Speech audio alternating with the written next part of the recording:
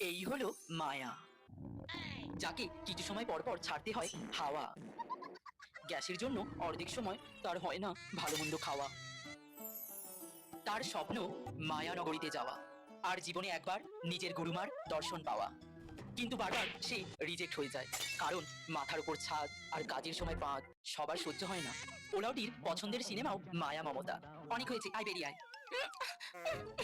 এই হলো মায়ার বোন ছায়া।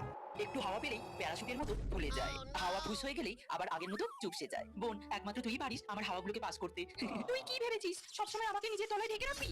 হ্যালো, বলো কবে আজকেই দেখা করবে? এই ছায়া, কার সাথে কথা বলছিস লুকিয়ে লুকিয়ে? কই না তো। বলবি না তো? দাঁড়া, আমি একটু মাকে বলছি। মা, দেখাচ্ছি দেখাচ্ছি, এই দেখ। আর এই হলো জনি জেমস। এমনিতে ঢিলে ঢালা, তবে সুন্দরী মেয়ে দেখলেই টাইট হয়ে যায়।